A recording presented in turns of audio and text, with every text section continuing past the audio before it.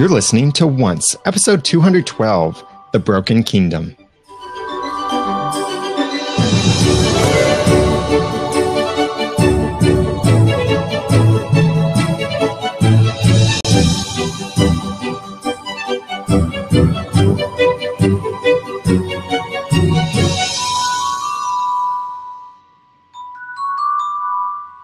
Welcome back to another episode of Once, the unofficial podcast for ABC's TV show Once Upon a Time. I'm Daniel J. Lewis. I'm Jeremy Laughlin. And filling in for Aaron this week, we have...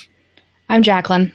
Thank you for joining us, Jacqueline. It's great to have you. You're usually over in the forums like all the time, but it's always great. Yeah, it's great to have you here, and we get to hear your voice, or some of our listeners get to hear you when they listen to the spoilers, which I don't, but I hear that they're great. We try.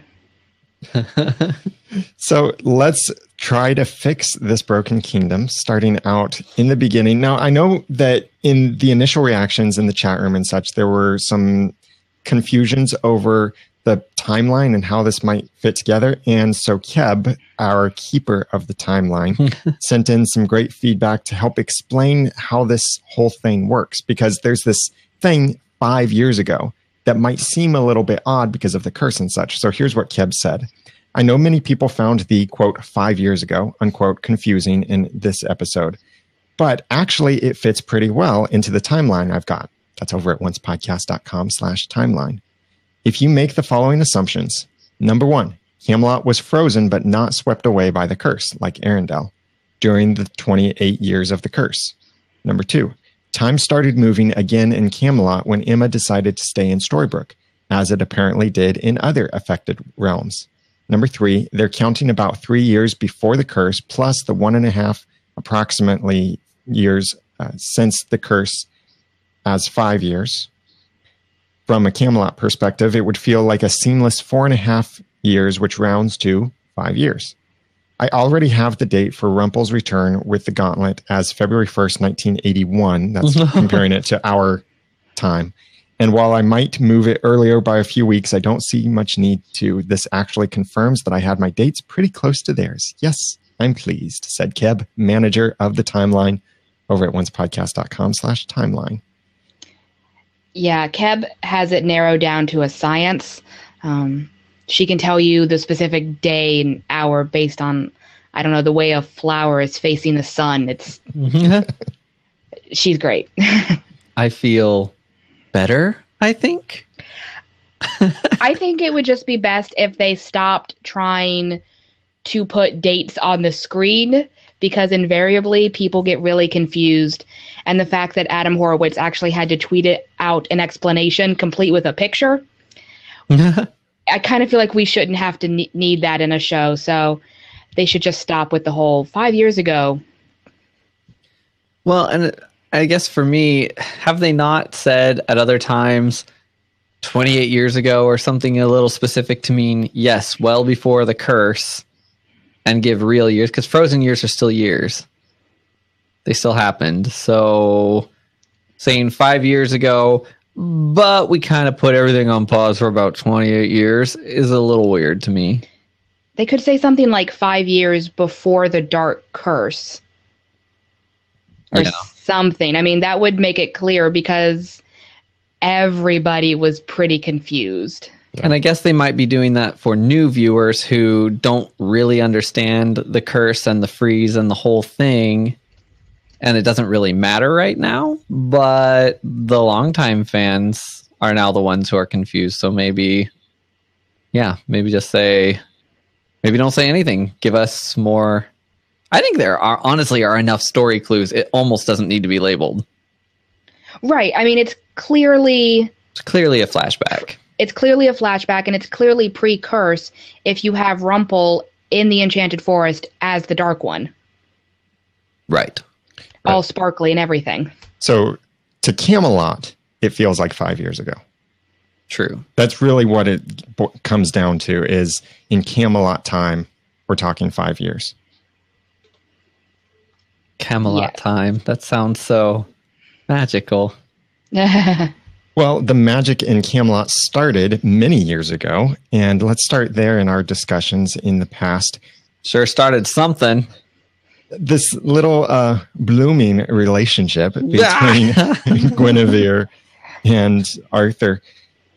Now, one thing that we know from this is that it wasn't Arthur who trapped Merlin in the tree. Oh, true. And unless he was a devious little baby. And a lot of things have been said about Merlin's prophecy. And I do wonder, what if it wasn't Merlin who prophesied, or as they put it, prophesized? Yeah, just because he was spoken to by a tree. Mm-hmm. I wonder if we're going to actually go back a little further and see, maybe young Arthur traipsing through the woods and he finds one of those toadstools, and somehow that enables him to speak with whatever is in the tree. Presumably Merlin. Maybe, but if Merlin is still in the tree back in the 1980s when Emma was in the movie theater, I'm assuming that Arthur saw, quote, saw Merlin the same way Emma did. I think it's like a projection. If we're still going with the Merlin was in the theater thing. Oh, I'm sure. I'm sure. True. Or it could be something like he can only project himself in our world, or only to children, or something like that. Only to children. There was an old TV show. This has never been referenced on this podcast before. Quantum Leap. And there was this character in Quantum Leap that was a hologram to the main character. And for some strange reason, kids could see that hologram. And the main character could see it. And some mentally insane people could also see the hologram. But maybe Merlin is something like that he doesn't appear to adults. He only appears to children. And he's only visible to children until he's freed from the tree. If it's really Merlin in the tree, what if it's Morgana? Yeah. What if? Well, then I want to know where Merlin is. Yeah. Because he's just... I don't know. It would fit with Arthurian mythology for him to be inside the tree, though. And I would like for them to stick somewhat close to the actual mythology. And Merlin being in the trees is right on point. Okay. There was something that Rumpelstiltskin later on that he did say something about Merlin being stuck in the tree. So if Rumpel believes it, it makes me think we should probably believe it too. Right. Yeah. On the rewatch, at first I thought the same thing. Like, maybe, well, if we're just talking about a kid who heard a voice from a tree saying it was Merlin, maybe it isn't really. But Rumpel did call him a wizard stuck in a tree. Yeah. And he's not talking call the fire department style. Now, did you notice the bully kid was Kay? That's the guy who grows up to become Sir Kay, who was the first to try to pull the sword out of the stone and went whoop.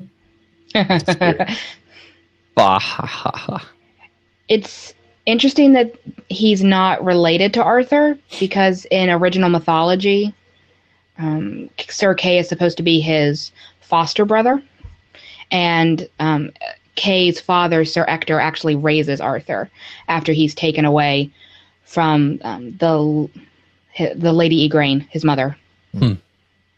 So it seems as though they're going with the whole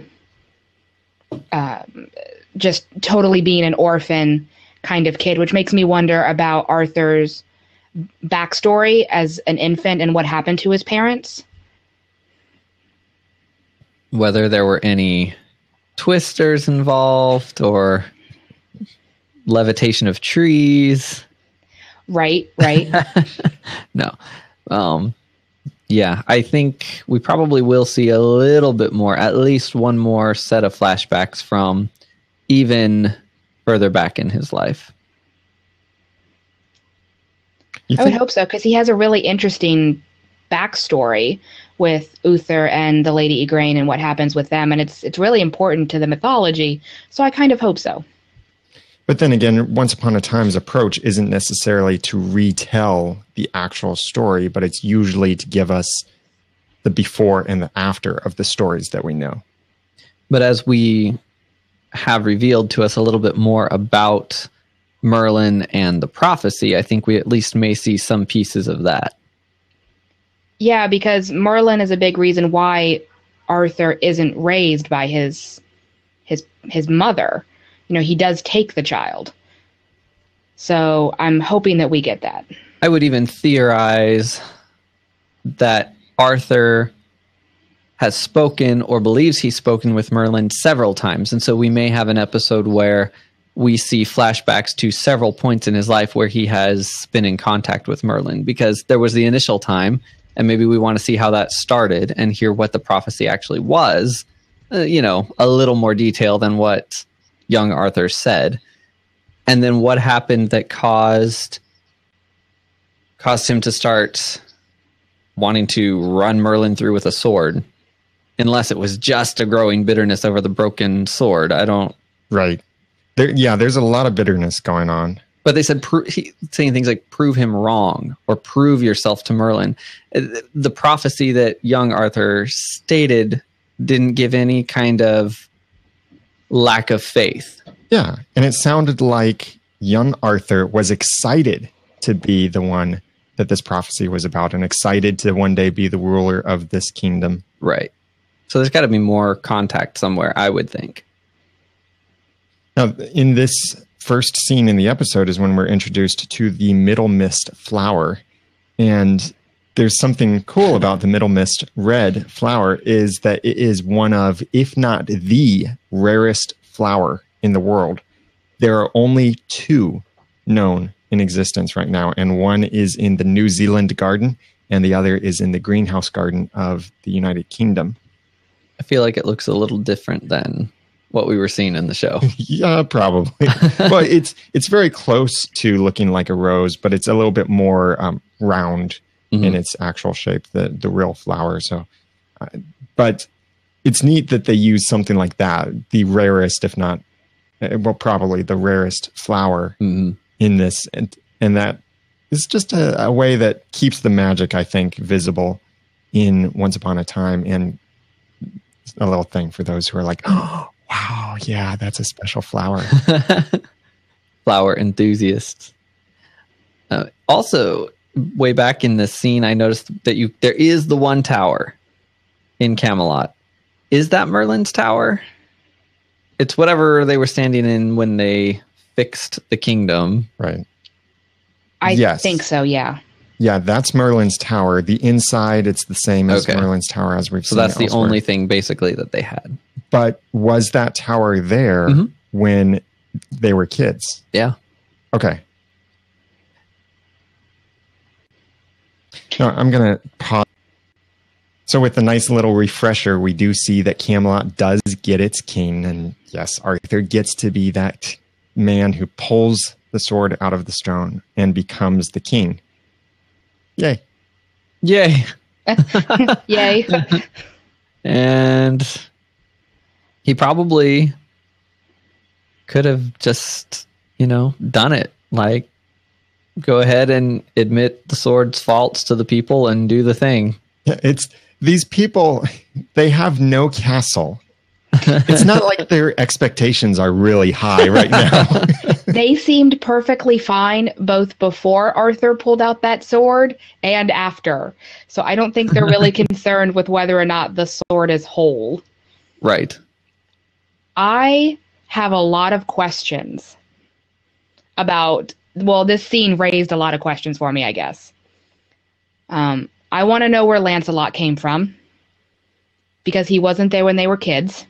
Yeah, I was surprised by that too. I want to know how he started following King Arthur. I mean, did Arthur go out and recruit people and say, hey, this tree told me I was going to, pull a sword from a stone, so you should follow me? I don't get that. But one of my biggest questions is, why is it Camelot pre-Arthur? Because Arthur builds Camelot. After he takes Excalibur and he becomes the rightful king, people follow him, and then he builds Camelot, the perfect kingdom. So I don't know why it's Camelot when he's still a kid. How was it Camelot before? Who was ruling it before? Did someone have the sword before Arthur? And I can see them saying that was the name of the village, so that's the name of the kingdom that he built. But why call it the Broken Kingdom? Like, just because it's a little village, a little settlement, it has no king. Right. Why would you just be like, you're just a broken kingdom? Unless it was once a kingdom with this tower thing for some reason. And yeah, it's got that tower. So maybe it was once ruled by Merlin, and then Merlin was cast into this tree, and then the kingdom crumbled. And then the question would be, what did that kingdom look like before it was broken? Yeah. Was Merlin just sitting in his tower while everyone else was in hovels? Is Merlin nice or is he bad? I think he's nice. Okay. Because so far it seems everyone who's against Merlin is the bad guy. And he does seem to want to, keep the darkness from destroying everything. So that's probably good. The enemy of all things is probably our friend. But speaking of our friend, actually, that makes a great transition. Speaking of our friends, I want to thank some friends who have been heroes to this podcast for us and keep the podcast going episode after episode. Our kind supporters. For this episode, special thanks to David Newland, Lisa Slack, Irvin Z. Martinez, and Swan Got Hooked. Thank you very much for your kind support. And we have 29 backers on Patreon as well. Without you, this podcast probably couldn't exist. It would be like the Broken Podcast. But because of you, this has become a wonderful, fun podcast, great community, and we're able to continue on. It does cost to host the podcast, so we really appreciate every bit that you're able to contribute. If you'd like to be a hero to the podcast as well and keep it going and enable us to upgrade things as we go along, then please go to oncepodcast.com/hero. You don't have to have the Sands of Avalon, but you can contribute as little as $1 a month or $10 a month or $100 a month. It's up to you, but check it out. Your options over there at oncepodcast.com/hero. You could even do your shopping on Amazon.com after clicking on our link first, and then we get a portion of it, and it doesn't cost you anything extra. All of those options are at oncepodcast.com/hero, and thank you for your support. Arthur is not being a supportive husband, and he's expecting his wife, I think, to support him way too much. And this scene with Guinevere coming in, it is painful. Like, as a husband, I watch it and I know I let it out in the initial reactions, but dude, dance with your wife. Can't you see how much she's hurting? Especially since she's not exactly saying, could you go dress up and then drive, about 45 minutes and then get the car parked and then come to this fancy party. She's like, would you come out the door and dance at my birthday party? I mean, that you supposedly threw for me. Yeah. Seems like it wouldn't have been that difficult. He's obsessed. He's completely consumed. Mm-hmm. It's kind of sad. And that's keeping him from his love of Guinevere. And you can see the pain, and this has just consumed him. Like a consuming thing that consumes. It's also taken up so much of his attention that, as was mentioned, that he could have been building the kingdom this whole time. Right. But instead, he's been obsessing over these documents, these translations in different languages and pictograms and all of this stuff, trying to figure this out. Imagine where Camelot could have been if he had really pursued building it instead of trying to fix the broken sword. Mm-hmm. People were willing to follow him. They already were calling him king. Yeah. He already had the fancy get up, like, I'm a king or I'm a knight or whatever. And there were totally witnesses saying, yeah, the one guy, he tried to take the sword, and do you see him anymore? No. But here, Arthur got the sword just fine. Clearly, he's worthy. He's the king. The end. They all lived happily ever after, but no. Yeah, it was sad watching Guinevere because she was obviously pretty sad, but at the same time, I don't fully understand how she's really upset that Arthur is so obsessed and myopic and not being, I guess, a good husband and even a good king. But apparently she's harboring this secret love for Lancelot. I had some issues with their love story because it felt really fast. Well, I was going to say, do you think it even was a thing at that party? Well, I don't know, because the very next day they head out to the vault and they end up, kissing under the goop or whatever. So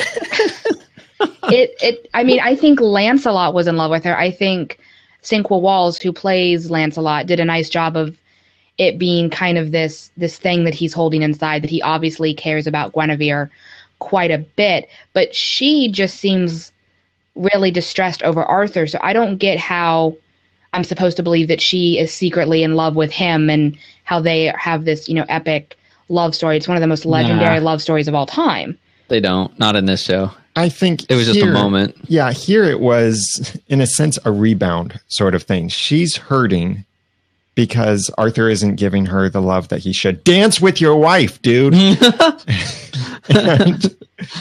and then here is Lancelot, who is doing these things that she dreamed of, like the Middle Mist flowers and a party on her birthday, and he's arranged all of this. He's being a better friend than her own husband. So all of this attention that she's wanting to get from her husband that he's not giving her because he's obsessing over the dagger, she's finding some attention and love to some level, whether that be friendship, respect, maybe a romantic love originally. But whatever the case, yes, Lancelot loves her from a distance, but it seemed like he was trying to be honorable about it this whole time and still do special things for her, but not necessarily directly pursue her. But then here he's the one who makes a sacrifice and who puts on this party for her and all of this stuff. And she's thinking, wow, this guy loves me. Yeah, which I kind of had to ask myself how the flowers were what tipped her off.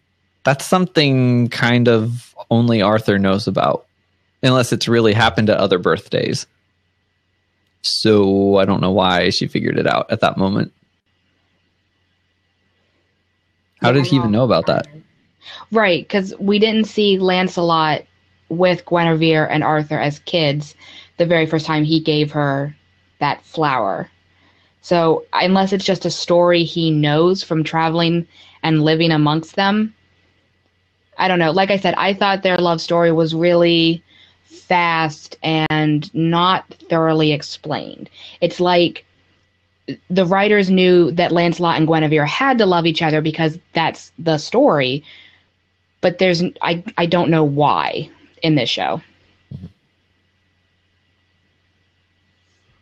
So they go on this little quest together, though, and I was really excited to see them get to go inside the Dark One's vault. Even if it was filled with flying squid ink.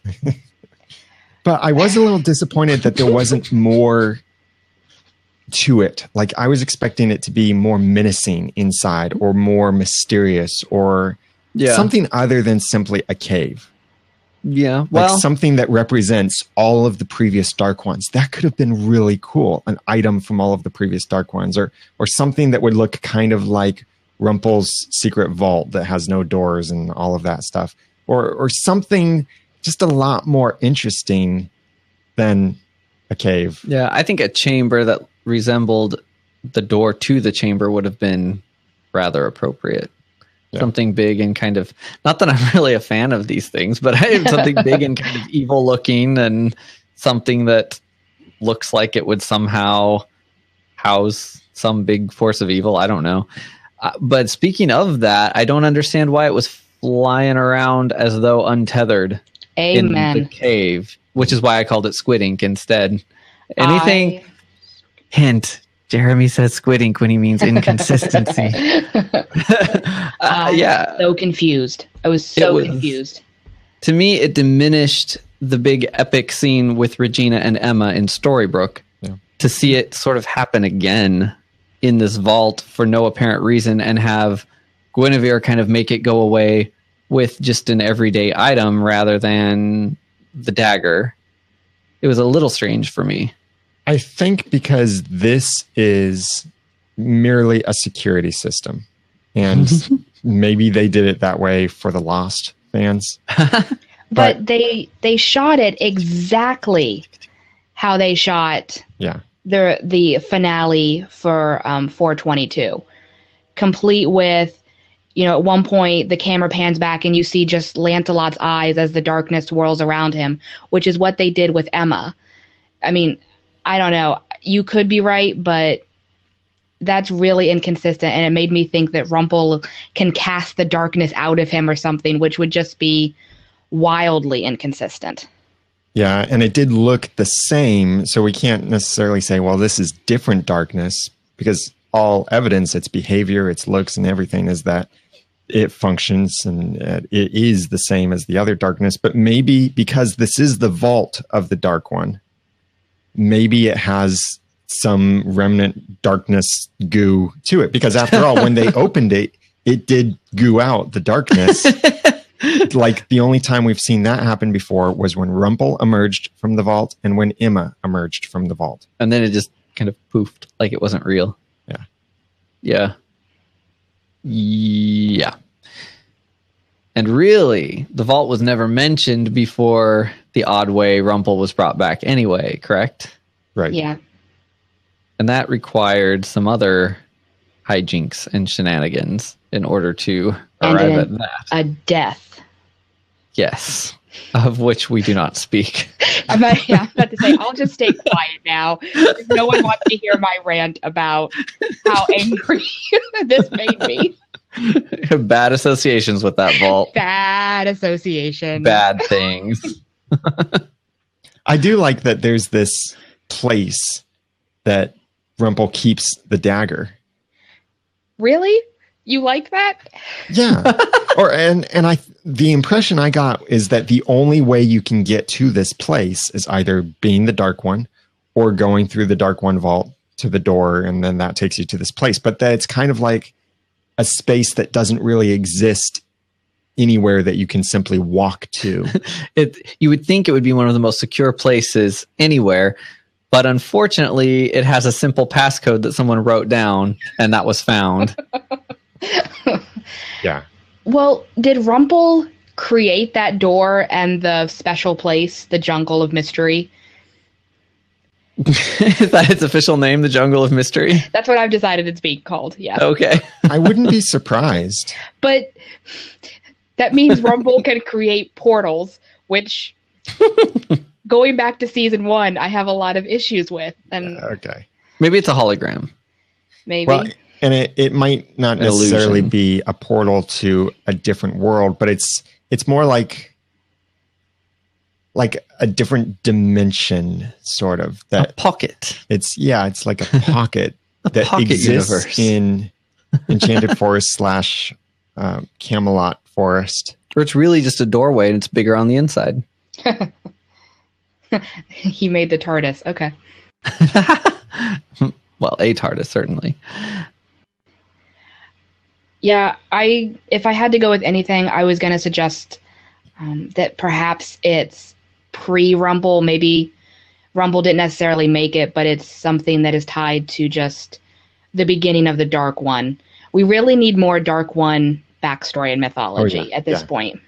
And I think we'll get that, probably the same episode. And I know, Jacqueline, if you know something you can't say, but here's what I think is I think that we're going to get some backstory of Merlin, and in that episode, we'll also get the backstory of Dark One. Because for me, one of the highlights was of the finale for season 4 was hearing the apprentice talk about Merlin battling the darkness and tethering it to the Dark One, and or thus, lowlights on this topic, and thus the introduction of the Dark One and that whole thing, and that there have been many Dark Ones over the years, and every dark one has tried to cleave themselves from the power of the dagger. I am going to pretend you did not just say that word. Cleave was a different season's vocab word. This season, it's snuff.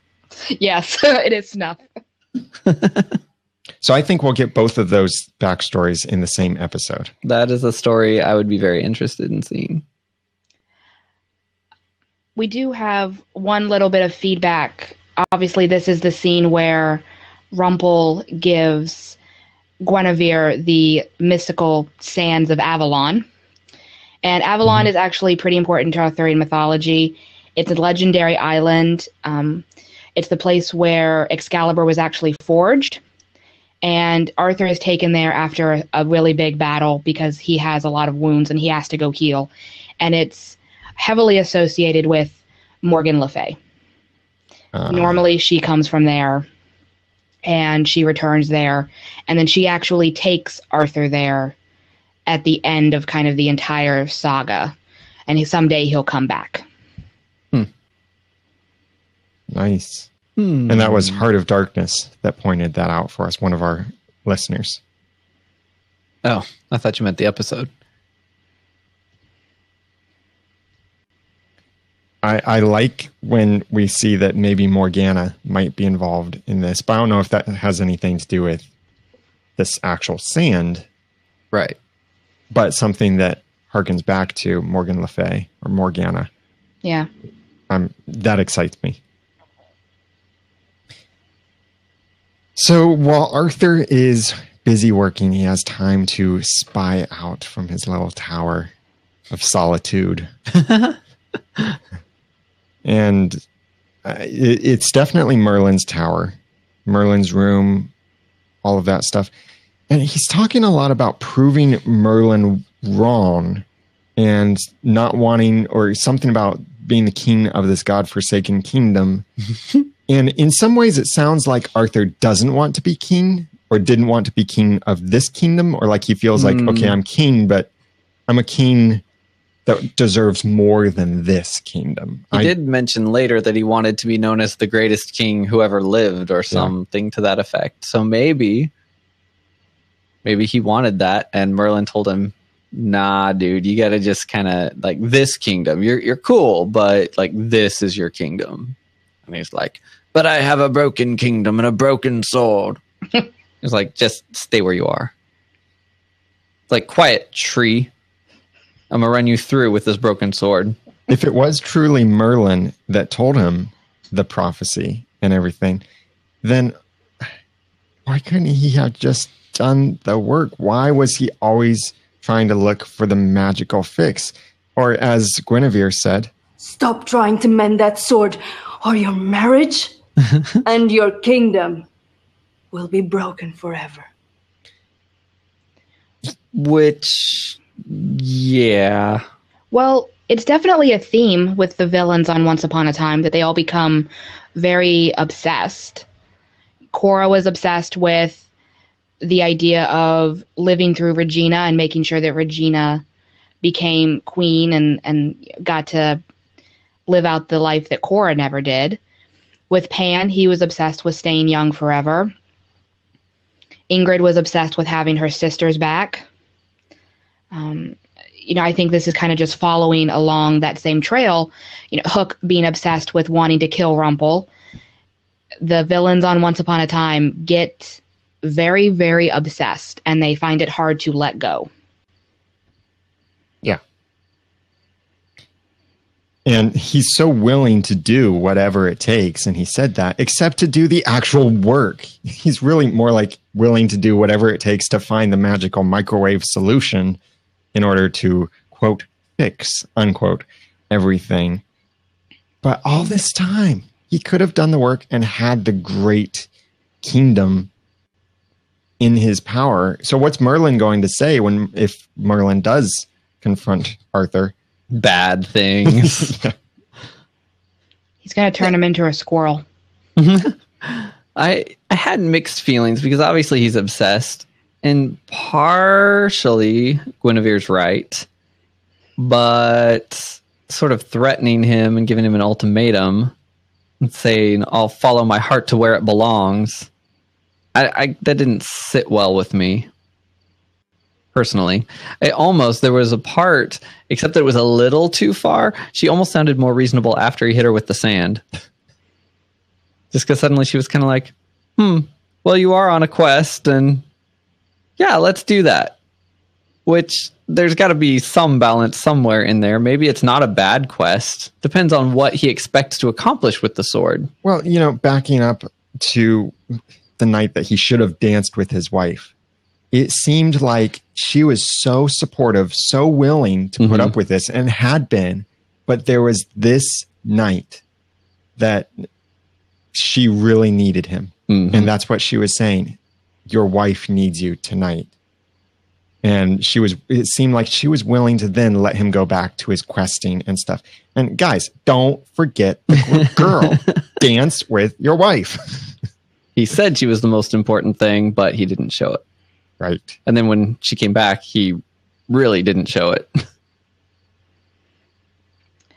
Well, I have one very specific note about this scene.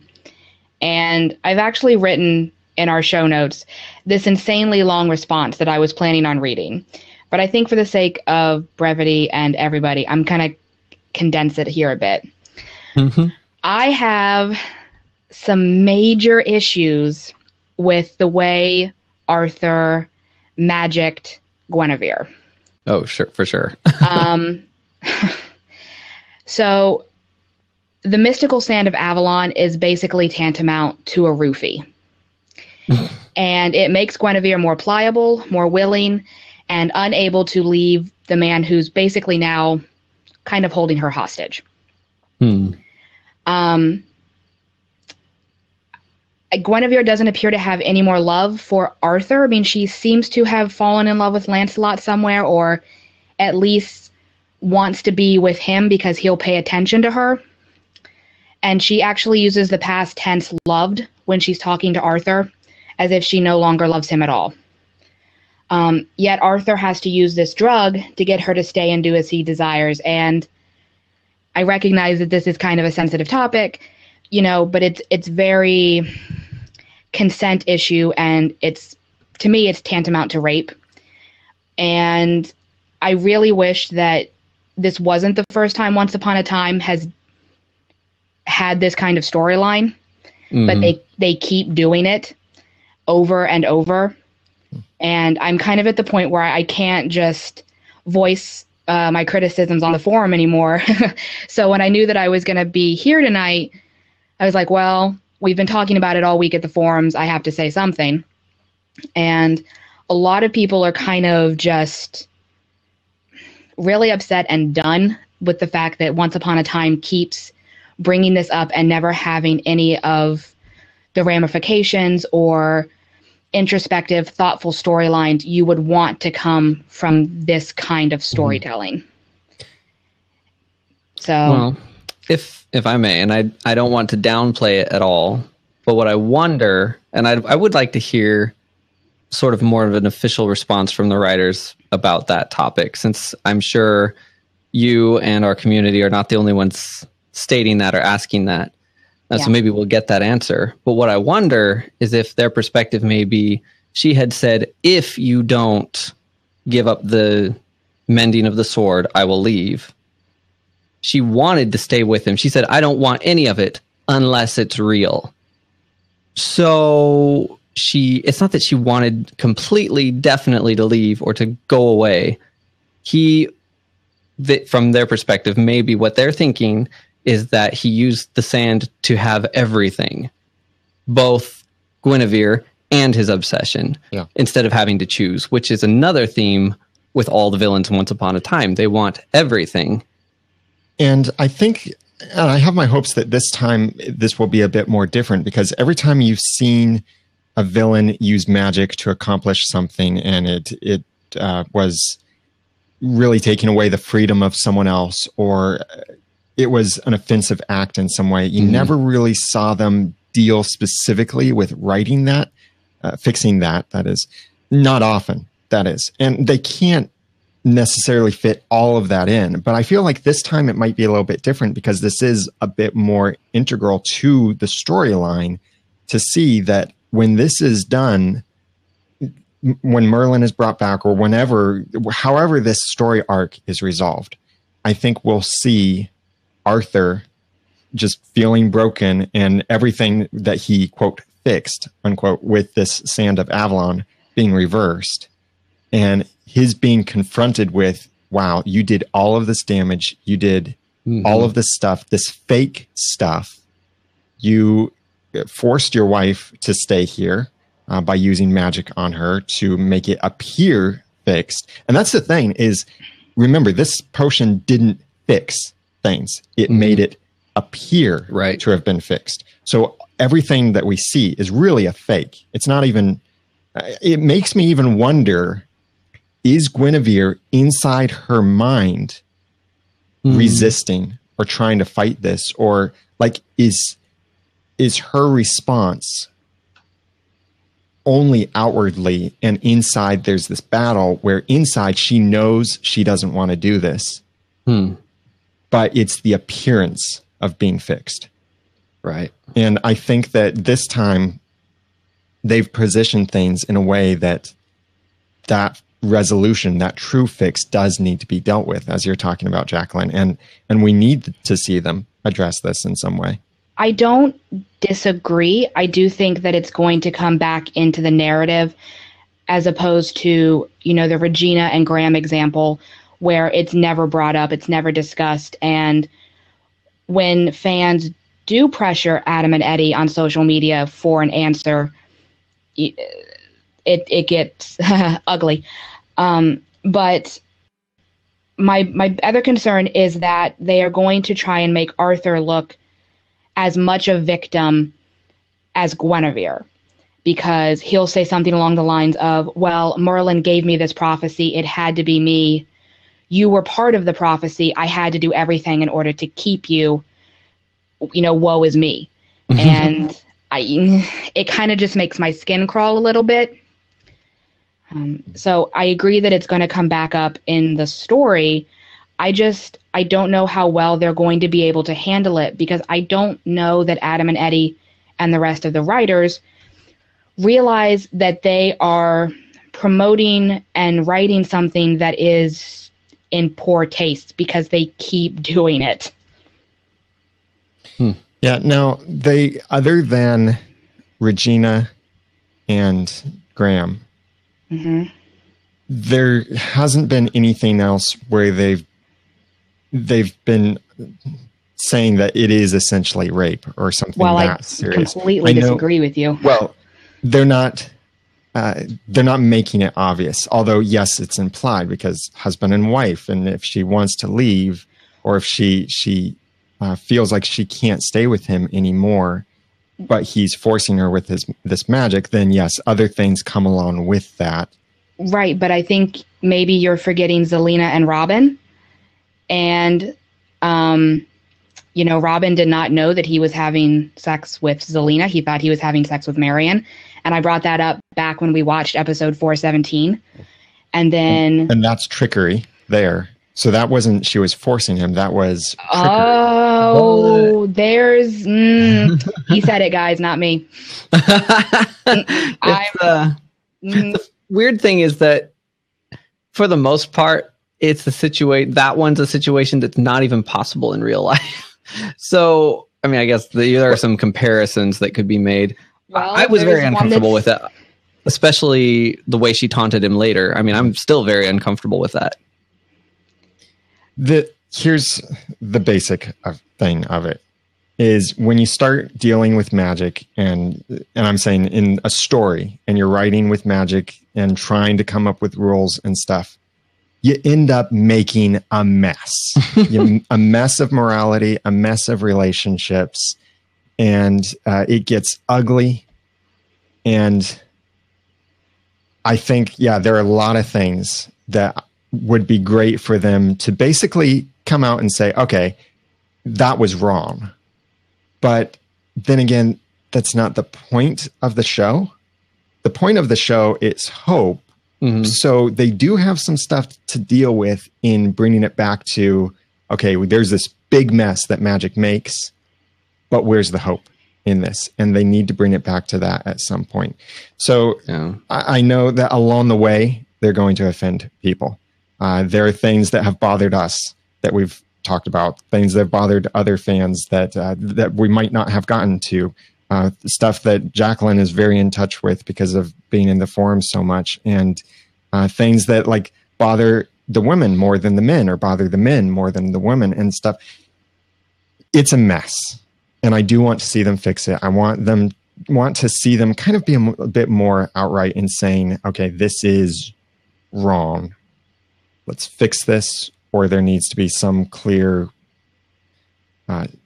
something that makes this better, and not just throwing sand on us, the audience. And I hope that in the end, and I hope for other reasons, even than this, in the end, the idea isn't that she wanted to leave him or that she wants to leave him.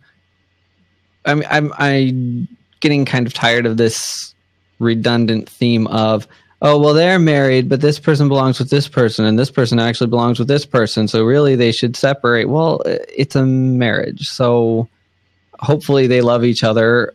Hopefully they aren't just living by their feelings. I mean, marriage is a commitment, so I don't want to see us. And it's legendary in this case. I don't want to see them say, oh, Guinevere actually belongs with Lancelot. So, yeah, I've got another thing on that, actually, as we get toward the end of the episode. So I know we've got several forum threads that are talking about this and other things, too. So you'll be welcome to go there and respectfully share your opinions and such. The thing is, there's a lot that has to be fixed. It's messy, ugly. I wouldn't mind if it was messy and ugly, because media can do storylines, about consent and rape, and they can have it mean something. The forums, a bunch of us, we watched the series Outlander together, and a lot of us loved it, and we had some really great conversations toward the end of the season about some things that transpired, and about how this was, quote unquote, the right way to do a storyline like this, because there is introspective and there is a very clear, this is wrong, and this is the kind of effect that it has on the victim and on the people that the victim loves and that love them. But with Once Upon a Time, it becomes a way to only further the plot. And I do not think that the writers are advocating rape in any sense of that. I think they are not aware that they continually use that story trope.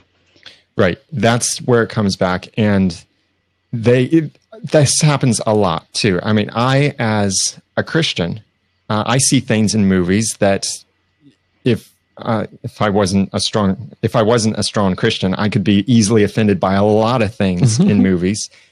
The thing that I have to remember, and I'm speaking for myself here, is when I see these things, for one thing, it's not always that the movie producers set out to say, oh, this is the message we're trying to do, or we have this agenda. Yes, there are agendas sometimes. Sometimes people are simply being consistent with their own worldviews, or they're being lazy. And I think in a TV series, it's very easy to be lazy because you have to pump out episode after episode after episode, and there's not as much of a vetting process on the scripts and on the production and review and all of that stuff to be able to catch some of these things and recognize this is what the audience is going to think, or this is what you're implying here. It's an unfortunate thing with the way that media works. But I think they're not going to bring this back to hope and that's going to fix everything. But I think they are going to, in some way, bring things back to hope.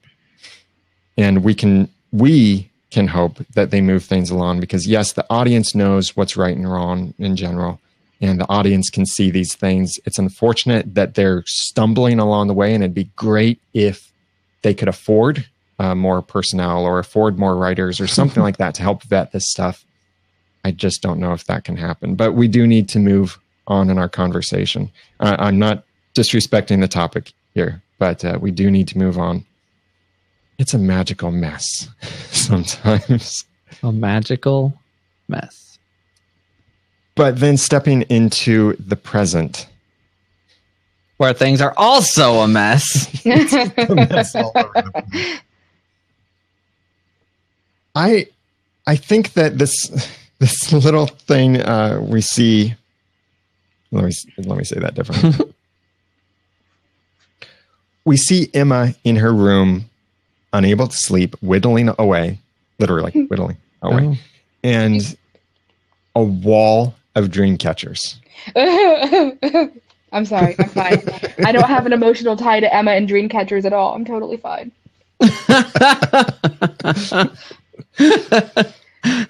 I didn't cry and yell Neil. It's fine. Now, in case you're a little unfamiliar with dream catchers, Andrea, or maybe it's Andrea, sent us some feedback saying, I'm part Native American, the Pima tribe, and my cousin makes dream catchers for our family, friends, and as part of her living as an artist. And depending on the size of the dream catcher, it takes anywhere from 2 to 3 hours to make each one. The bigger it is, the longer it takes. First, after gathering the supplies, you need to take the twig/wood, willow preferred, and submerge it.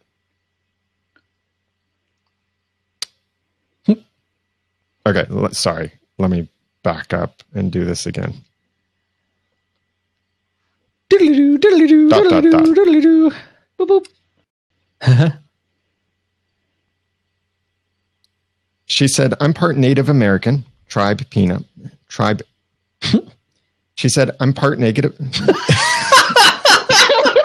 I'm part Native American. That's not what I heard. That's what we were just a little bit earlier. I'm part Native American. Has nothing to do with the people who lived here before Christopher Columbus stormed the seas. Let me try that again. Blooper reel. Andrea said, I'm part Native American, tribe Pima, and my cousin makes decorative dream catchers for our family, friends, and as part of a living as an artist. And depending on the size of the dream catcher, it takes anywhere from 2 to 3 hours to make each one. The bigger it is, the longer it takes. Remember, Emma had a wall or window covered with these dream catchers. So the insight here, since it seemed like there were at least a dozen or so dream catchers in the scene, Emma must have been at this for hours, maybe a day, and I would say maybe even days of sleepless nights making dream catchers. If she's the one making them, well, that tells me two things. One is, as Slurpees pointed out, that dream catchers are like flypaper for bad dreams or nightmares. Mm-hmm. So that's one thing, is maybe she's trying to make these dream catchers to try and keep the nightmares or the dark one visions away. Clearly not working. The other thing, and Jacqueline, this may make you cry more. Uh-huh. Maybe she's thinking of Neil. Maybe. At least somebody is. And also, it helps to pass the time. True. Rumpel did say you need a hobby. It's her hobby. She's making dream catchers. I want to know where she got the feathers from. Like, is she going around plucking the livestock of Camelot? Yeah. I think she should be making them out of gold. I actually had kind of a theory as to why she's making the dream catchers, besides, to kill me with swan fire feels. She has, I think, a lot of the memories and emotions from the Dark Ones currently living inside her head, because we see that manifest in the darkness talking to her. And I'm wondering if she's trying to infuse the dream catcher somehow with the various Dark One memories to get them out of her head. So that's why there are so many, because there have been so many Dark Ones that she keeps needing to make more and more dream catchers. Interesting. So maybe by looking at the dream catchers, we could get an idea of how many Dark Ones there actually were. I count 1, 2, 3, 4, 5, 6, 7, 8, and she was making another one. That's all I can see on the window. So 8 on the window, and it looked like she was making another one. So potentially 9 other Dark Ones, if that theory lines up, which I like that theory. Yeah. And really, the props department is just like, they were having a sale on Dreamcatchers at Michael's, and here we are. So the dagger calls out to the owner. And I'm sure it sounded something like this.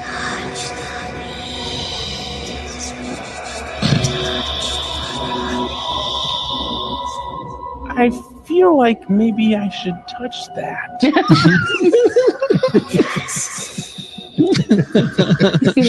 Yes, Lego Movie. Thank you. That's what I was thinking when I was hearing the voices and seeing Emma reaching for it. But he said it was calling to its other half, which I would say it's actually a little more than half, but you know. So could she hear it only because of that? The other half is the darkness inside of her, correct? So. Oh, I thought the other half was the rest of Excalibur. Oh, no, I thought it was the. Oh, well. So is it I like But I wasn't know. sure. every Dark One before then has heard this and it's been a way that they could go back to the dagger? I'd say no, because early on, a big part of the story was the search for the dagger, yes? Right. Well, no, because he wasn't the Dark One when he searched for it. He was searching for Zoso's dagger. Zoso knew exactly where it was. That's though. true. Okay. So maybe Zoso even suffered from that. Yeah, Maybe. I think the darkness and the dagger are so linked together that they can always feel each other. It's like it's basically Voldemort and his Horcruxes. Yeah. So why didn't Zoso go get it? Finders keepers. Because Zoso wanted to be free of it. So he had this whole plan in order to take advantage of a desperate soul so that he could be free of the Dark One curse and just die. True. Yeah, I guess it wasn't like he was saying, "Hi, I'm the Dark One. Here's my dagger. Kill me." He had to be creepy and say path in a funny way. I liked seeing David and Mary Margaret or Snow fighting. You liked that, did you? Well, the whole with Regina right there. Regina was the best part of that, honestly. Yeah. Dramatic use But of they the made apparition. up, as they made point up. out later. In secret for plot purposes. Yeah. I liked seeing them fight, not because I hate snowing or because I want them to fight all the time, but I think it adds a level of realness to their relationship. I mean, they're going through something that's pretty terrible. Their child is suddenly acting terribly, and it would cause tension between mom and dad. So I'm glad that there's that level of realness between them. Yeah. We just need Emma to say, "Mom, Dad, stop fighting, please." I'm an adult. Leave me alone, guys. She should have run away. That would have been a call out to her past. But I did like that they had this whole trap then planned for Arthur to maybe catch Arthur or test Arthur and all of that. Mm-hmm. And we learned from... No, that doesn't make sense. I don't have anything to say about that part. I see, Jeremy, you have things to say. So jump in I thought now we were forever, moving on. I didn't please. know. Yeah, Let's see. David Lay's trap. Oh, I missed something. I'm sorry. Let's see. I'm having trouble with the context.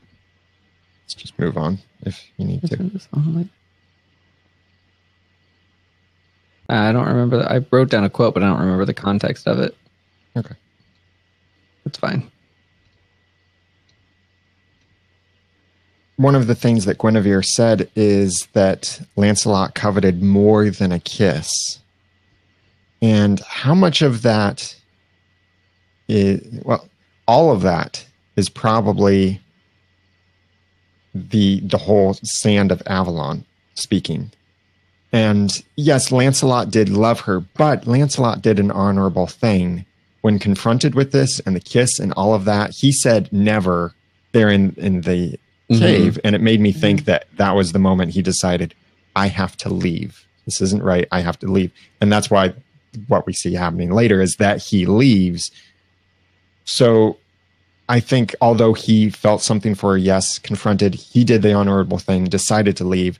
But the sand is what's making Guinevere start to say, like, he coveted much more. And see, I didn't know if she meant more with her or more in general, like control of the kingdom. Yeah. Because Arthur does seem to think that a little bit as the episode goes on, that it seems like he's thinking that Lancelot wanted to take over and be the king of Camelot. Right. But Snow and Lancelot get to go on their nice little quest together. And it was nice to see that vision come back up again when they're in the Dark One vault. Where's the security system now, by the way? Oh, It's dealing with Jacob and the Man in Black back on the island. Yes, that's exactly it. It's in a bottle somewhere with cork. Mm-hmm. I think it's busy menacing Emma as she staggers through the woods with Hook and Henry. But this throwback to the episode, it was Best Laid Plans when we saw the flashback, or this vision that Emma saw. It was when David and... Let me say that again. The vision that Snow saw was from the episode Best Laid Plans. It's when back in Enchanted Forest, Snow White and Prince Charming found the unicorn, touched it, and got to see a vision of their child's future. And David saw that, oh, the baby's going to be so cute. And Emma saw, and Snow saw instead a vision of Emma ripping her heart out. And that's when Snow said, but I'm your mother. And Emma said, I don't care. I think we're going to see that exchange still happen. Yeah, I think that's a good theory. Except, David saw the exact same Jungle of Mystery, but he saw Happy Emma. So if they saw different things, then are we still going to see that exchange? I mean, is it maybe we see the I don't care exchange because Emma chooses to go dark in the end? So it's like she had a choice. She could be the happy Emma, or she could go dark. And once she makes that choice to go dark, then we might have a similar exchange between her and Snow. Right. At the time of that vision, didn't we think we knew where they were? We thought it looked kind of like Neverland, but they were in the Enchanted Forest. Just they found the unicorn. That was it. But we didn't really have much other theory of where that was or what was happening. But it's in this little dialogue, but it's in this little exchange that we learned that Arthur doesn't only want to prove himself to Merlin now, or to prove Merlin wrong. Now he actually wants to kill Merlin. So Arthur went from being like, oh, Merlin's the great guy, and he gave me this prophecy that I'm going to be this great king, and you'll be my queen, and we'll live happily ever after, to then, I've got to prove him wrong, or prove myself to Merlin and prove him wrong, to now, I'm going to kill him with this sword. Right, which I guess they've never heard of an axe or a saw to do the tree. I'm guessing that tree can't be cut down. Well, I'm guessing that too, but I'm being ridiculous. Yeah, so Snow taking the dagger to Lancelot. First, I thought David was pulling a David and being stupid. That's what I thought. Talking to Arthur. And then I thought Snow was pulling a David by going to Lancelot. But then they salvaged that whole thing for me, and I was very happy. Yeah, I was glad that there was an elaborate ruse going on, because when Snow hands that dagger to Arthur, I just I didn't know what to do. I was like, you just handed over control of your daughter. Right. So I was glad there was something else going on. And as far as killing Merlin, I think Arthur is very, very tired of not being able to live up to this prophecy that he was told. And that goes back to what we saw last week when he was commiserating with Prince Charming. A stone is the one that told me I would be king. But he's obviously not, he knows he's not doing a great job because he is still living in the Broken Kingdom. So he's going to kill Merlin basically out of anger and rage for all these great things he was told was going to happen not coming true. Yeah, I guess that could be how it goes. We'll have to see flashbacks either way to explain it. I kind of think we'll see more communication, like I was saying earlier, but it could be that he just builds up years of rage over not getting what he was promised in his eyes. I liked seeing that Henry now has a crush, and Hook and Emma's reactions to it were just wonderful. But Hook and Emma take this little trip on the horse, and as they're riding away, Rumpelstiltskin, Dark One in her mind, had this little smirk on his face. And it made me wonder, is that the smirk of this actually won't work? It's actually going to help me? Or was it the smirk of, you'll be back? I thought it was the smirk of, I'm not real. And I'm kind of in your brain. And your eyes just got really wide and it looked really funny considering you've seen me everywhere you've looked for days. And suddenly this time you were really surprised that I moved. That's the smirk I thought I saw. I think Darkness Rumple knows that Emma will be back. That this is only a temporary cure. I have expected him to reappear when Hook said, "What do you not see?" Yeah. Dang it! It's like when someone reminds you that you got a song out of your head. Not anymore. Did you guys notice that the field of flowers Emma and Hook are standing in are the same flowers that Arthur gives to Guinevere? Because those flowers kept appearing all over the episode when you had romantic couples in the shot. And honestly, in the ridiculous version that plays in my head sometimes alongside the real version, Guinevere just pops out of nowhere and says, "Middlemas flowers," like she did every other single time they were shown in the episode. I know Swan Princess had some interesting theory about this.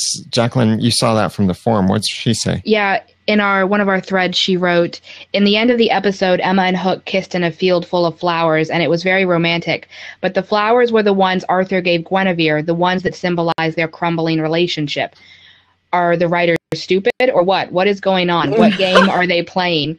And then I added this to what she said. The roses are also in the shot where you see Regina walking back and forth when Robin is standing there with her. They're very clearly in front of the camera. Mm-hmm. So I don't know if they're setting something up, because the only time you see them is when you have romantic couples. I thought they were a symbol of their real love before it was crumbling. And even when the Sands made their relationship appear fixed, suddenly a bouquet of those flowers were in her hands. Yeah, because it's supposed to appear that these things are no longer broken. Right. So they're kind of a symbol of, well, those particular ones were false, but I think maybe they're just supposed to be, look, epic love along with these flowers. Maybe maybe when the lie is revealed, her flowers will wilt. Probably. But back at Granny's, where all after quest parties happen, even in Camelot, they get caught. And they say a couple interesting things here that make me question certain things.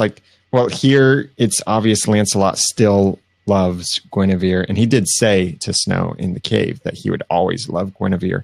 But here it's kind of like he was expecting her to just run away with him at that moment when she showed up. No. This scene made absolutely no sense to me, quite frankly. I mean, parts of it did, obviously, but where did this Guinevere's the rightful ruler of Camelot stuff come from? What? Under whose authority? I don't understand. Just because Lancelot is great and Lancelot loves Guinevere, she should be the ruler of Camelot? Well, I don't understand. I think he means that Guinevere wouldn't become obsessed with the sword and would actually take the time to rebuild the kingdom. Probably, yeah. So that's what makes her the rightful ruler. It's the idea that prophecy and magic don't make the king. It's who's willing to do the work. That's what I thought he meant. Would Excalibur have destroyed her or let her take it from the stone? That would have been an interesting test. And if they're going to say none of that matters at all, I mean, okay, fine. I guess that's the story they want to tell, but it really super destroys Arthurian everything. Yes. They're already halfway there, and I hope that's not what they're doing, honestly. Even though I haven't really been knowledgeable or, previously a big fan, it's kind of nice. And I'm planning to study up a little bit before the season's even over. I didn't expect to see Merida in the dungeon now that Lancelot's being thrown into there. No, I didn't either. And they both spoke like they'd been there for about 10 years. Yes. She's like, oh, that's the one that the rats like. And he's like, oh, that didn't make me any friends. He says it like it was years ago. Right. Cool. But it's really just been a day. Or a couple days. Or a couple minutes, in his case. It's been only about a day or two since the ball, the disastrous ball that we saw. And that was, like the day after they arrived at Camelot. But Merida talks like she's been in this jail cell forever. And I was very confused. Right. But I don't know why she's there. What did she do? Like, how did she get from leaving the stones to go rescue her brothers to getting picked up and put into jail? I think, like we said in the initial reactions, that wisp led her here to Camelot and that her brothers were kidnapped by Camelot or someone in Camelot. She stayed very clean. Maybe when she requested a change of cells because of the rats, they gave her one with a bath and a washing machine. Yeah, I mean, her hair is on point. It looks great. I mean, I have very thick curly hair like she does, and if I was without shampoo and conditioner for a couple days, my hair would not look like that. Maybe her hair is full of magic. Probably. Maybe some sand of Avalon fell on her hair. I do still hope that we'll see an archery contest, because that would just be fun to see Guinevere and Snow and Robin and Merida. But now that relationships are all messed up and trust is gone, I think it might not actually happen. You think? Well, they'll have different targets. But speaking of the trust being gone, now David and Mary Margaret can't be trusted because they are now, quote, fixed, unquote. What do you think would happen if lots of people had that sand and like Arthur and Guinevere? Now, how does it... So, okay, blah. This is how crazy this stuff is. So it seems to make things appear fixed from the perspective of the person that throws it. However, Guinevere is under its effect, presumably, right, unless that has changed, but it seems to not have. And she's the one who put it on the Charmings.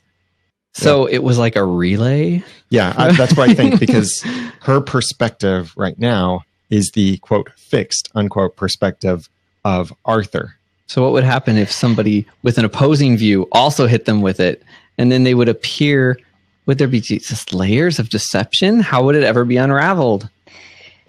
Oh, and can True Love's kiss break this? Because Lancelot seemed to imply that, which also frustrated me a little bit. That's how I think it's going to be broken. I think at some point Lancelot and Guinevere will probably kiss. They'll have a moment, and that's how that spell is broken. But then what about David and Mary Margaret? And, they just kiss each other. And is that spell still in effect in Storybrooke? That's the thing. We see that Guinevere's spell is still in effect because in Storybrooke, she's very supportive. She's very supportive of Arthur. What about David and Mary Margaret? Well, I think so. They just don't remember that they trust him. I think the effects are still there because, you know, they very quickly took up with Arthur, and Charming and Arthur go on their little Storybrooke adventure with the truck and with Griff without, you know, any of them really stopping to think, oh, should we, you know, question this king? Should we maybe be suspicious of these newcomers? They're just very, you know, gung-ho about helping Arthur.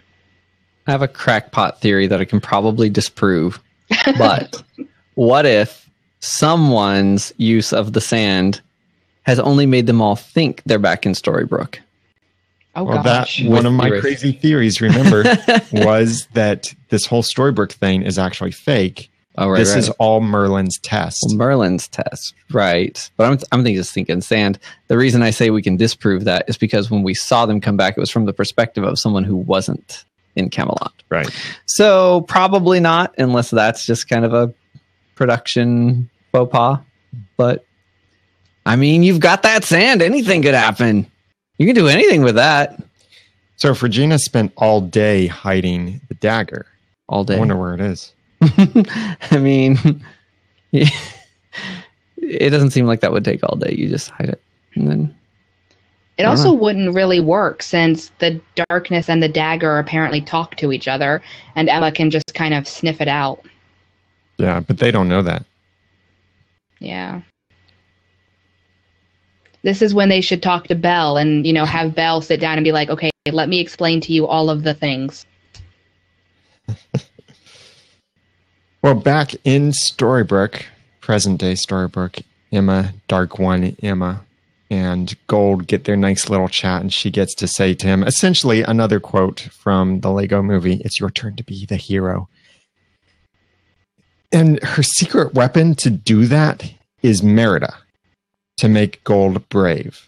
So do you think this is going to be like an apprentice sort of thing, or is this going to be a challenge sort of thing, something that he'll have to rise to the occasion? I actually have absolutely no idea, because it's, once again, we've got to this point in the story arc where there are so many moving parts. Mm-hmm. There's almost no time for anything but the next event. And I don't quite understand where each character is going. I don't particularly like the fact that this is why they brought in Merida, simply because her movie title happens to be Brave. I don't know. When it was shown that Merida was the secret weapon, I thought it was just so strange because Emma could have used Belle. I mean, kidnapping and tying up Belle would make Rumple fight, you know, to be a hero, I think. But I don't know. Using Merida, just, you know, when Emma drops that line, I need you to make him ... brave, I just kind of started laughing. Like, really? This is why you brought in this particular Disney princess? I think it should have been Belle. Now that you say it, there are a lot of different... It's a good thing Merida is so likable as a character, because there are a lot of different ways I can see it playing out, but they could all have Belle in them. Like just stealing her heart, having her in control. Maybe she's going to take Rumple on sort of a mission against, supposedly, Emma, and in the process make him brave. And then he can take Excalibur, and he thinks that he's doing it. Maybe Merlin should have appeared to Child Rumple and said, you're going to have the opportunity to take Excalibur, and don't, and bad things, and maybe that happened. Maybe Rumple doesn't remember.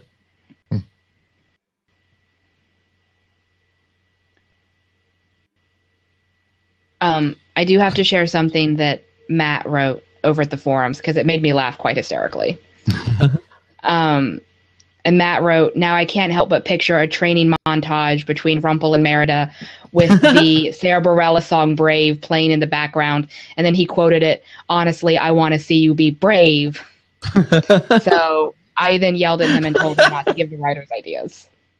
Because, I mean, it could just be like right before it happens, Henry and Violet could be listening to more of our music, and then they could just play it. Oh, and the Henry and Violet pop music thing, some people did rightly point out in the comments that there have been a couple other instances of pop culture music in Once Upon a Time, like in the second episode of Once Upon a Time, as everyone was waking up in that whole waking up sort of montage.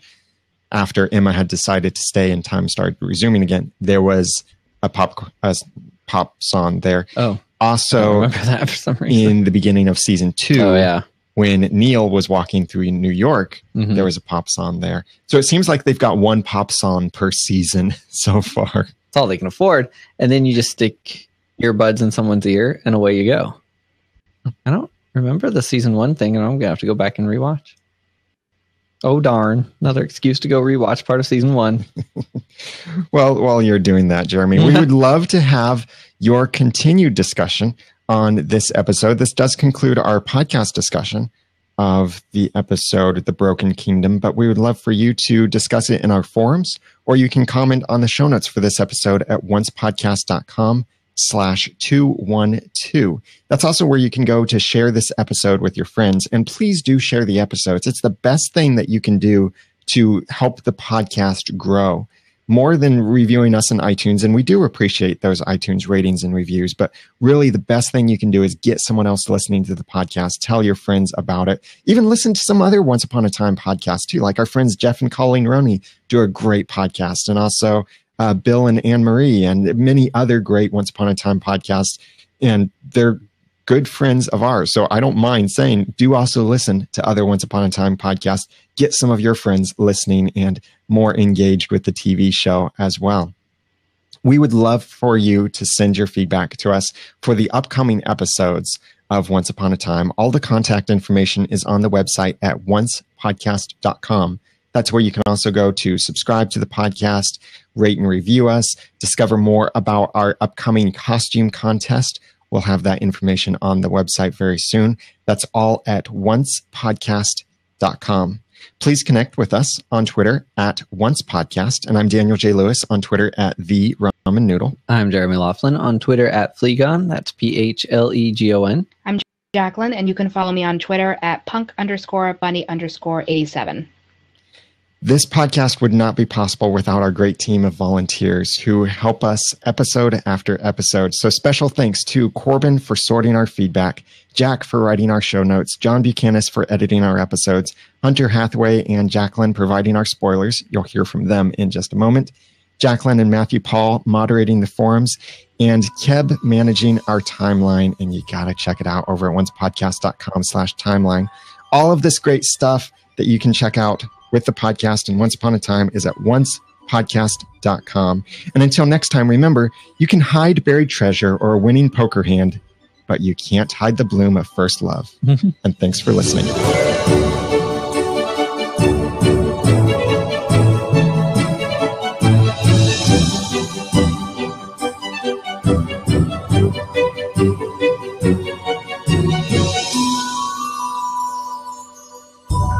Once Podcast is a proud member of Noodle Mix Network.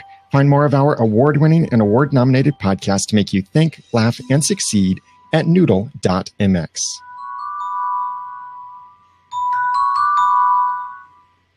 Big thanks to our sponsors and heroes for this episode of the podcast. If you would like to be one of them and help keep the podcast going, then please go to oncepodcast.com/hero, and thank you for your support.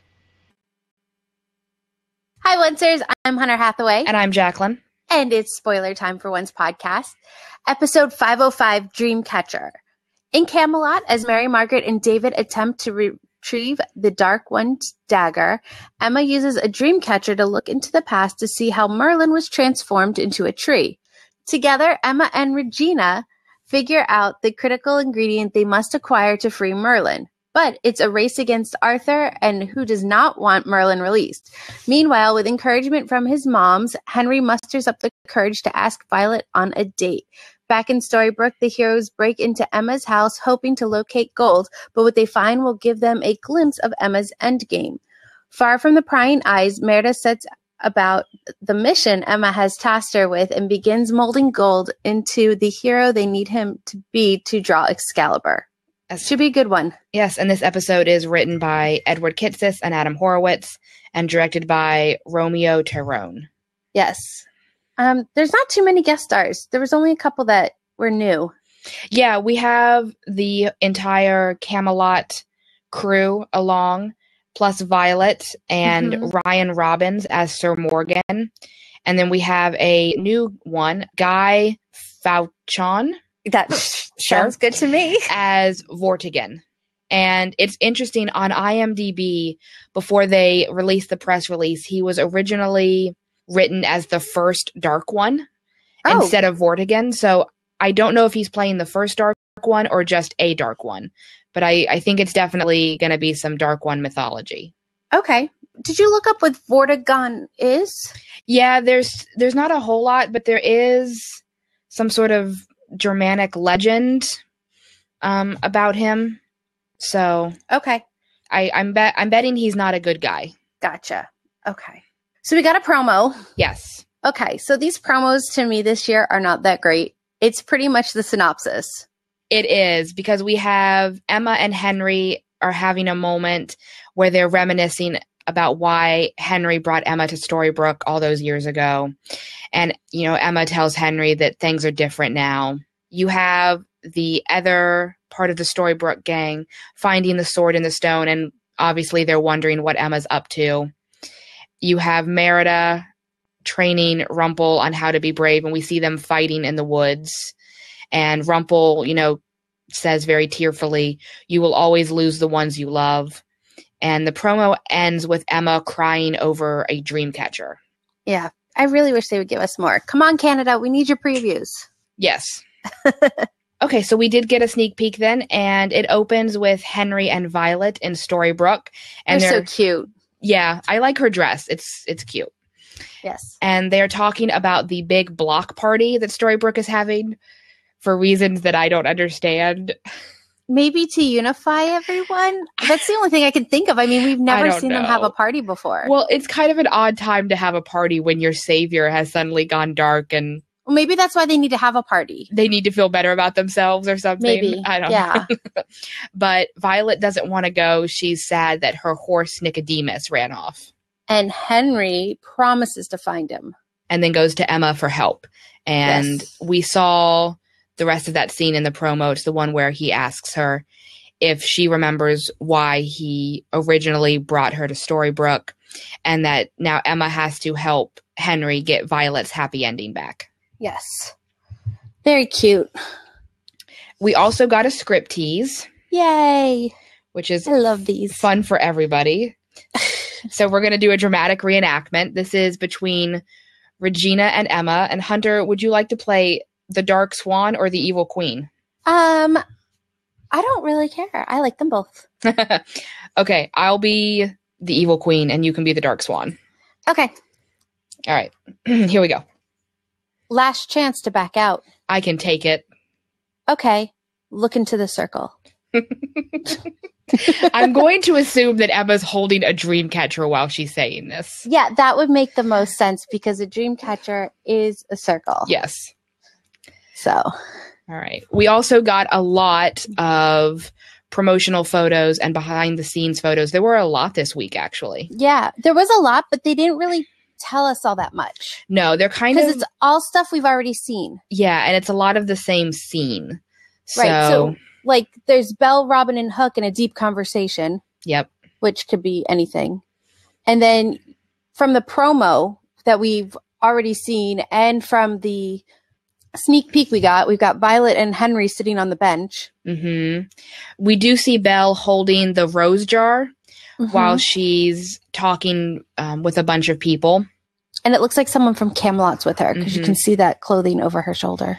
We do see Guinevere and King Arthur at the block party. and Henry and Violet are there as well. So I'm guessing that they found the horse. Or she agreed to go on a date. Oh, okay. Henry's first date, guys. Woohoo. And then Hashtag that. hashtag that. And then we do have Emma and Regina and Henry back in Camelot of 6 weeks ago, because Emma's dressed in white and Regina is wearing one of my favorite outfits. I love this red dress with that red cape. Yes. It's gorgeous. To tell you the truth, I am loving all of the Camelot outfits. I love that time period, and I'm loving seeing all of the clothes. Yes, I agree. The clothing is quite nice this season. I love the costume designer for this. Merida, though, is still wearing her iconic blue dress from the movie. She hasn't been visited by the clothes fairy yet. No, or the clothes horse, maybe from Wonderland. Horse. Yeah. Yes, from Wonderland. But she and Rumple are out in the woods, and then it looks like everybody at some point ends up at Granny's. Yeah.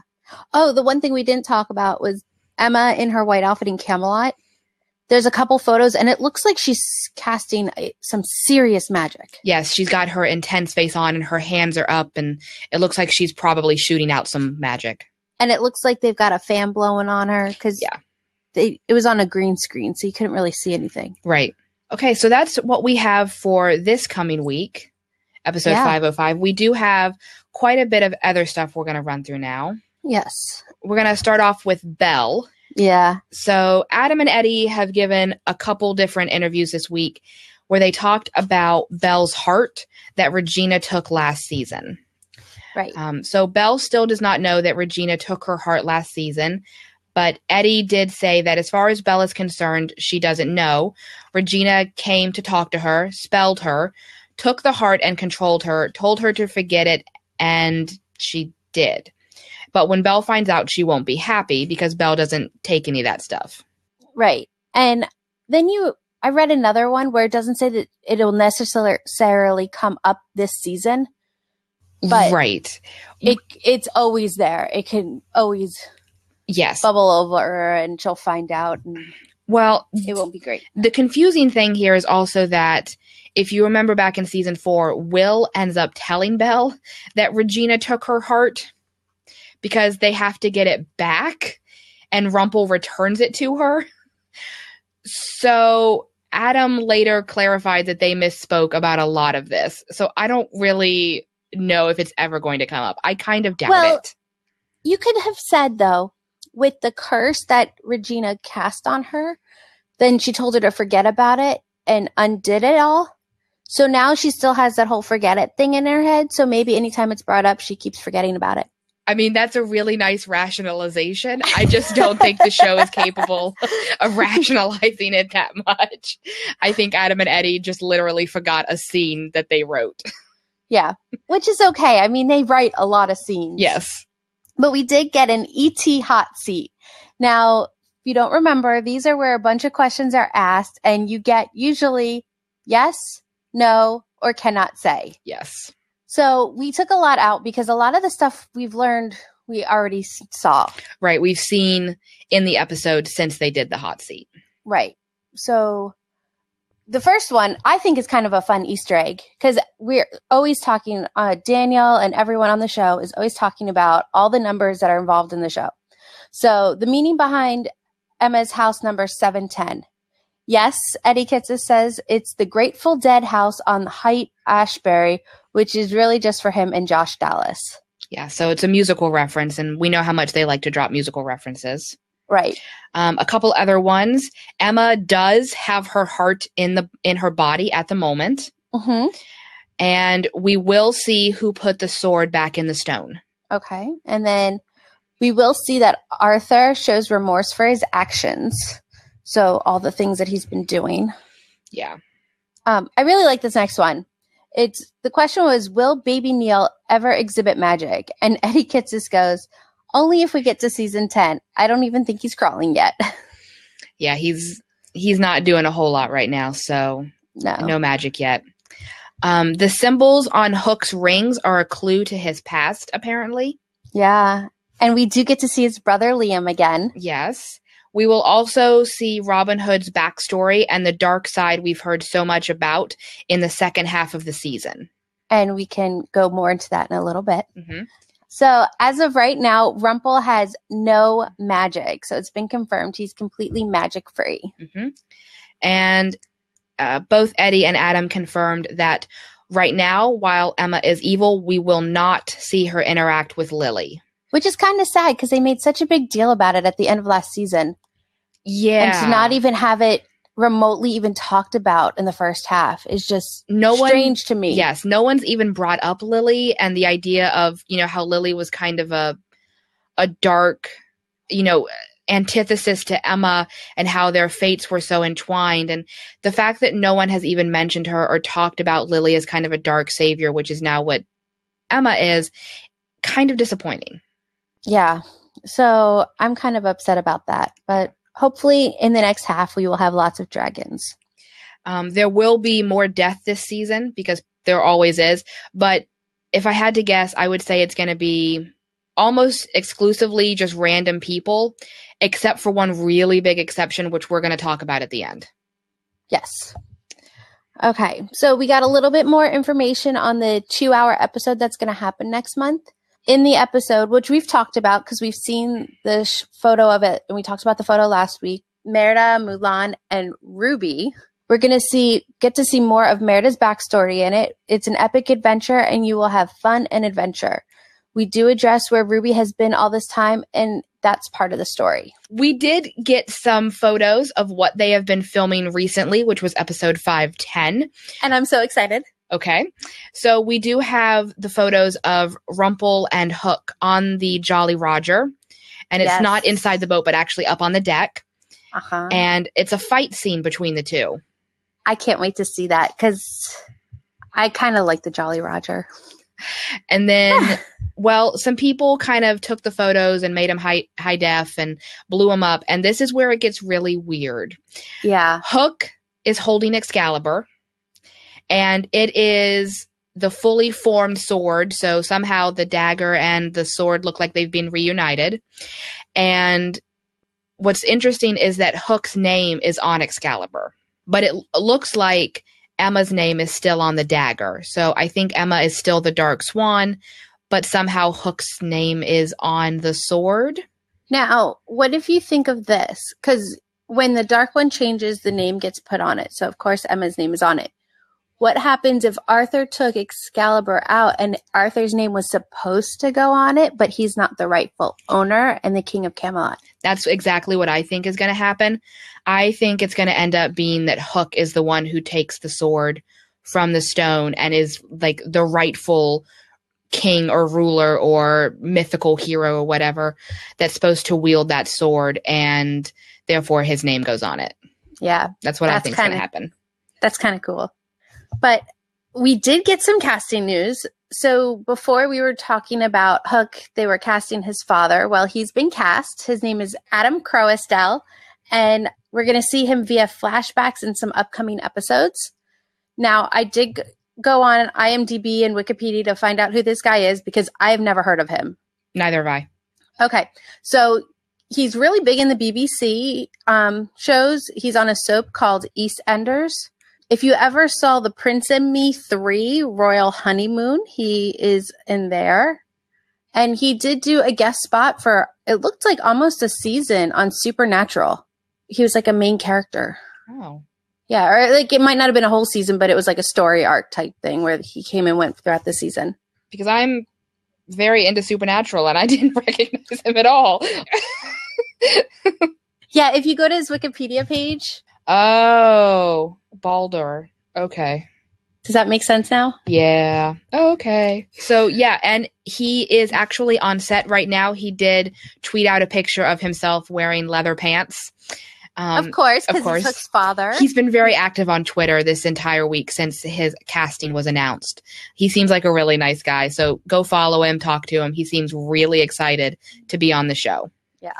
All right. And then finally, we do have the final episode title for this first half of the season, which will be episode 511. And it is called Swan Song. And it is written by Edward Kitsis and Adam Horowitz. Yes. And in case you don't know, swan song has been used in lots of popular culture references and everything. It is a person's final performance or professional activity before retirement. Yes, but we should stress that in a lot of classic literature and in mythology, the swan song is more closely related to death. Right. And it's from ancient Greek. It's kukneion asma. And it's kind of literally the final song a swan will sing before it dies. So a lot of people have been speculating that the second half of the season is going to be the underworld. And I think we're going to see Emma either die or get taken to the underworld in the boat. I think the boat and Charon will return that we saw from episode 2. Yes. For those of you who ever visit the forums or just talk to me and listen to me in general, you guys know that I'm a huge mythology buff, and this is something that actually really excites me. And I'm hoping that the show does it well because I'm a sucker for a really good underworld journey. It could be exciting. My guess is that Hades is going to be the big bad for season 5B.